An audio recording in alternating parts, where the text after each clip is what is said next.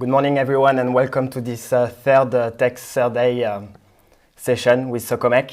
So my name is Kevin. I'm the sales engineer for STS products in the UK and Ireland. And today I'm here with my colleague Terry. Hey, yes, thank you. I'm Terry, technical support here in the Socomec UK. So thank you for joining us. If you do have any questions, do put them in the comments in the chat and we'll try and get to some of them at the end of the presentation. Perfect. And thank you for being here with us. My pleasure, my pleasure.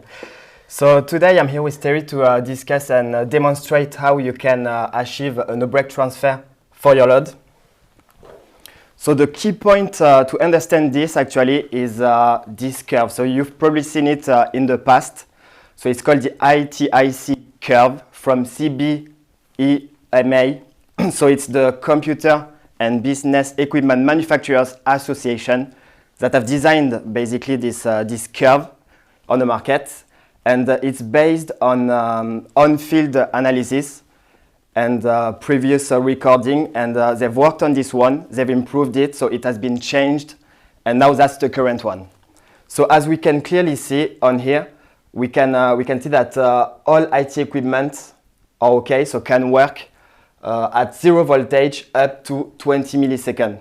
And that's really important to understand this, because when we mean no break, there is a very, very short break. We'll go through that later. But as long as you're within this 20 milliseconds, your load wouldn't be impacted at all. So on the market, there are two types of transfer switching equipment. So the first one is a mechanical changeover called ATS for automatic transfer switch, also known as TSE for transfer switching equipment. And this one is, again, a mechanical changeover. So you would usually see this one between a transformer, so from the grid, and the generator. So this ATS, let's say, for example, if there is a failure coming from the transformer, the ATS will see that, will send the information to the generator, and then the generator will have time to start. So with this device, the load cannot accept any breaks. That's why you would usually get a UPS downstream this device. Yeah, and the key thing about the ATS is a mechanical changeover. So it'll go to a 0 position. There'll be quite a big break, sometimes a couple of seconds or more, certainly outside that 20 milliseconds that you showed us earlier. Exactly, and that's why to be within this 20 millisecond, it's important to use this device, STS for static transfer system.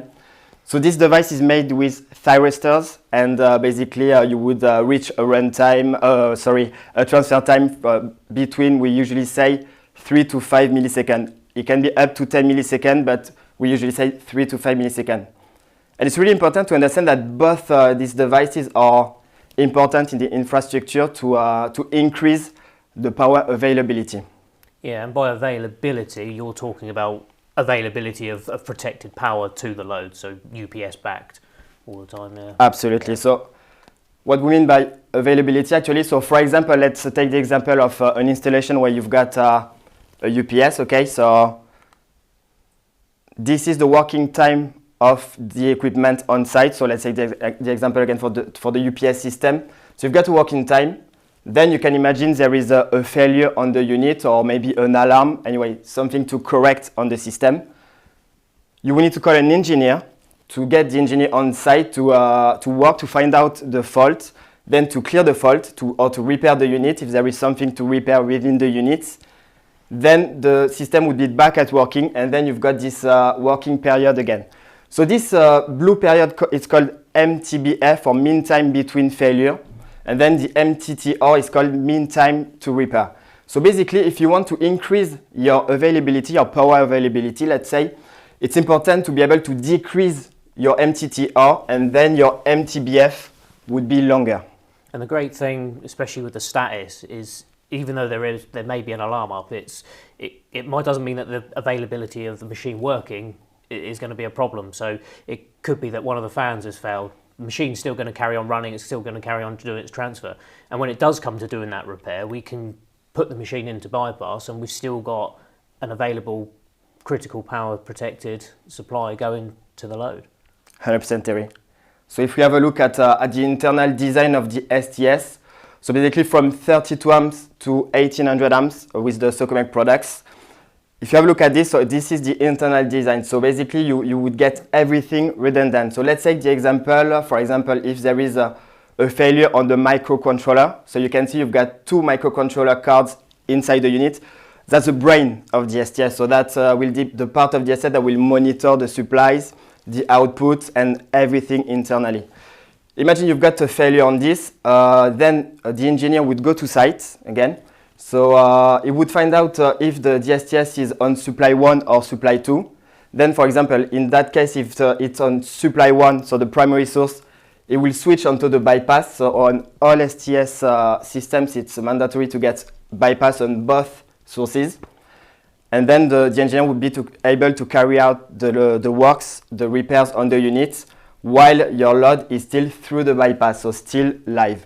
And then once it's repaired, the engineer can switch back live, and the load wouldn't see anything. So it's really important to understand this design internally. And the fans as well. So we cannot see them here, but let's say you've got a failure on a fan.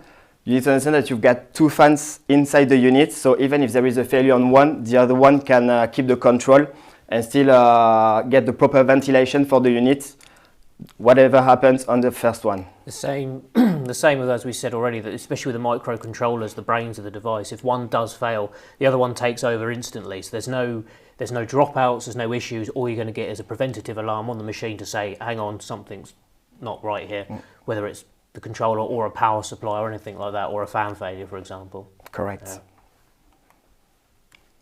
So let's have an example of a schematic within a data center. So we can imagine here it's a tier 4 data center, so with 2 ends, so two systems. You've got a system A and a system B. So both UPSs, we can imagine, are synchronized together via an SCS card for synchronization on the outputs. It will allow the STS actually to transfer faster. So if the both supplies are synchronized, you get a faster transfer time, and typically 3-5 milliseconds again. So in this example, for example, if there is a problem on UPS B, for example, or you need to carry out some works, some repairs, some maintenance on this system, then you can use the STS to transfer the load onto the remaining UPS. So in that case, UPS A. And as you can see here, the load is probably some dual-core DIT servers fed via 2 PDUs, one for each leg, and both fed via STS products. And in that case, whatever happens upstreams, the STS will manage that and transfer onto the remaining power supply. And like, as you said, if you were carrying out maintenance, say on UPS B, UPS B could be from a different transformer. So it doesn't matter to the STS whether the sources are in sync or out of sync, it will still manage that. You may get slightly longer transfer times with their asynchronous, but it won't bother the STS, it can still manage. Absolutely. Fine, yeah. So we can see it here actually. So as Terry said, it doesn't matter if the supplies are synchronized or not. At the end of the day, you would just get a quicker transfer. But keep in mind that you can get a non-synchronous transfer up to 150 phase shift. And the transfer could be up to 10 milliseconds, but again, below the 20 milliseconds. So now we understand a little bit more about the STS and how it works. Terry will make a live presentation with a Statis 32 amps single phase unit. Yeah, thanks, Kev. So just going to switch this on. So apologise for the extra noise with the fans. What we've got is a power analyzer set up on the output of the static switch. So once it's started, we can now see we've got our waveform. We've got a small heater on there as well, just so that we got a bit of load, so we can sort of show that we've got something coming on. What I'm going to do is set up for a transient. So we're going to be actually recording. So we're detecting now. So if there's any changes in the output, so between sources, then we'll see some data come up. So what I'm going to do now is fail one of the supplies. And we've had a detection. So let's have a look at the waveform, and if we go in, we can measure this waveform. So if I scroll across, we got the time stamped down the bottom, and I can scroll across to where the detection happened, and it started off at 6.3 milliseconds. And if I scroll across now to where our pickup was, and we can just scroll too far, it's very, very sensitive. Try not to wobble the table too much. And so we went up to 14, so if we take off our 6, we're now certainly well under the 20, but we're under 10 milliseconds there. And again, in that case, we've got probably just a heater connected to the STS. Just a small heater, yeah. Just a small heater. So it's really important when we arrange for the commissioning, we always ask to get at least 20-25% load because it will have an impact on the transfer time. So as long as you've got more, you would get around 3 to 5 milliseconds. If you've got less than 20% load, around 20 milliseconds, but again, well below the 20 milliseconds. Yeah. Thank you, Terry, for this presentation. Right. So now we've seen how it works live. We will try to understand a little bit more about how the transfer is made. So again, on this demonstration, it was a single-phase unit. We are looking now for a 3-phase unit with neutral, so 4-pole transfer system. So what happens? Basically, you can imagine that when the transfer decision is made, you're probably out of tolerance on the voltage on the input. So then the STS will make the decision to transfer the load from the primary supply to the alternative supply.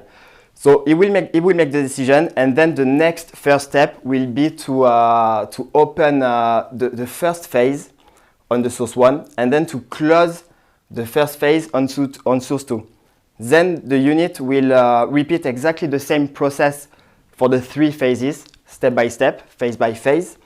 And the only thing you need to keep in mind is the neutral will be overlapped on both sources for typically 10 milliseconds.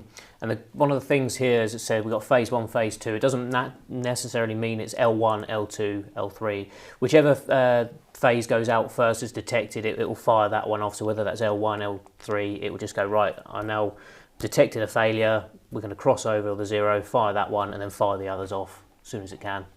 Absolutely. So it's really important, again, the STS will just manage to make sure that it will transfer as fast as possible.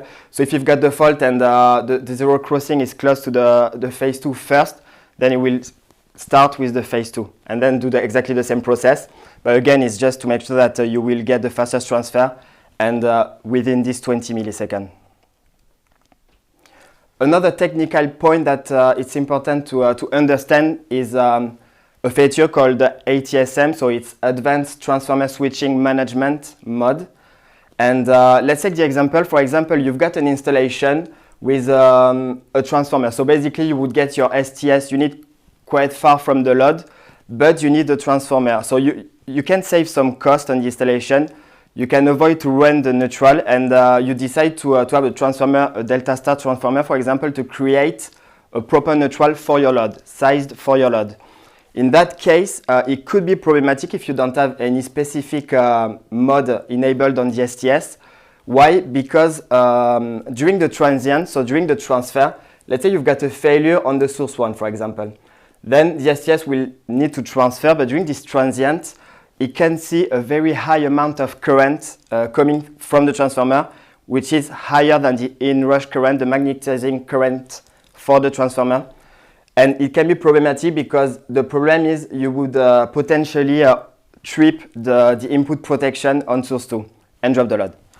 So you don't want that, and thanks to this ATSM mode, it's a mode that will manage the inrush current, reduce the inrush current actually, and the STS wouldn't see anything, and then you're protected. Exactly the same if you've got a 4-pole, you can get a transformer on the output for isolation, for example. But in that case, it would be exactly the same mode and way of working. Yeah, and it's one of these things that we set up during commissioning. So we'll talk to you as a customer and say, you know, what's on the output? Is it a transformer load? And we have another setting for motor loads as well. So you can imagine if there's a motor that's spinning around and you take power away from it, it's still going to be continuing to spin and it will regenerate current back, and the static switch can manage that to make sure there's no nuisance tripping. But again, all stuff that we ask the customer, what's on the output, let's make sure it's set up exactly right so we don't get any nuisance. Exactly, and the engineer will know exactly what to do on site and which mode it needs to activate on the STS unit. Another thing we really need to understand is about the load fault propagation. So let's imagine you've got a short circuit on this PDU downstream DSTS, how DSTS would react.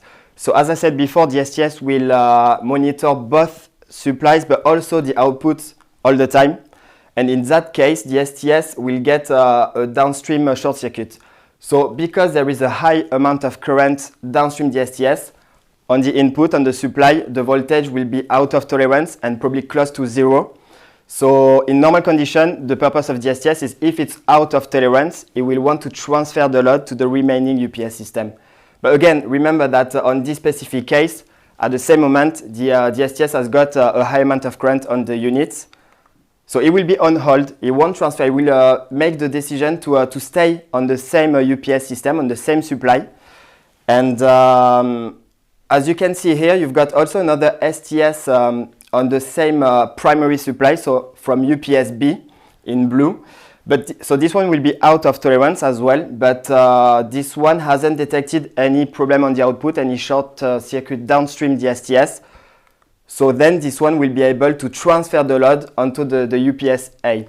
And it's really important because in that case, UPS B will be able to supply as much current as needed to trip the output protection and then to isolate the circuit. And the great thing about the static switch is afterwards it will just, once the fault is cleared, all the other static switches can retransfer back to their preferred supply. It's a setting that you can change yourself on the static from the display, just automatic retransfer. You know, you can imagine you've got a 10, 20, 100 static switches, you don't want to go around manually retransferring them, so they'll transfer back across absolutely no problem. Definitely, and just to add something on this, the setting from the factory as standard is 3 seconds. It's just to make sure that the primary supply is stabilized, to make sure that we can transfer back. But it's something we can set up to more than 3 seconds, definitely. So we've seen that, so now I will show you a graph to understand it a little bit more. So as you can see on the top, you've got both waves, so from two supplies, so supply 1 and supply 2. So in brown, you've got input voltage source 2. So we can imagine it's from the UPS B, as I said. And in orange, it's the input voltage source 1, so from UPS A. And as you can see, it starts to change. The wave starts to change. It's only because if you have a look at the output current, there is a high amount of current. So the STS unit will go through the process of the short circuit capability, and then at the end it will switch off just to protect itself and to protect the installation, even though the voltage was still available on the input. And talking of overloads and short circuit detection, the overload capabilities of the static switch is quite impressive. So we're looking at 2 minutes, 150% overload. It can stay there for 2 minutes before it has any issues. And 200% is, say, 20 seconds overload. I mean, it is massive. So as long as it's not a short circuit, if it was just overloaded, you're not going to drop out, just switch off. It's going to sit there for a bit to say, actually, I'm in overload. You might want to have a look at this. Definitely. And it's 20 seconds, but you can imagine that, again, if you have a look at the 20 millisecond, so you need to trip quite fast. So if you trip within 20 milliseconds downstream, it will be even higher than 200%. It's important to understand that. Yeah. So thank you very much for being here with us. We hope you've enjoyed this live session. If you've got any questions, please type them on the chat live, and we'll try to answer or to come back to you later. Cheers. We've got some questions that have come in. So we've got one around, you mentioned neutral overlapping during transfer. Is there an issue if it's longer than the 10 milliseconds? 10 minutes. Yeah. Yes, so I mentioned that during the presentation actually. So yeah, the overlap neutral. So the neutral will be overlapped on both sources for typically 10 milliseconds. It's only because you want to keep the neutral and earthing reference, so it's very important to keep that for your load. Then if it's more than 10 milliseconds, it wouldn't happen first, but second, there is a standard, it's IEC 60947-2, and it's the Annex B, very precise actually. But it clearly says that it could be a problem if there is any RCD device installed, so residual current device. But if you have a look at this standard, it clearly says that this RCD device needs to wait for a minimum of 60 milliseconds before tripping. And as we said, and as we've seen on the ITIC curve, we need to be within the 20 milliseconds. So at the end, the overlap neutral doesn't impact anything on the installation. Yeah, cheers. Another one round ATS instead of STS, is the major differences. I know we've talked about this already, but the ATS is a mechanical changeover, yes. So there is a big break before, and like we said, it could be a few seconds as well, well outside that 20 milliseconds that we're trying to get. Yeah.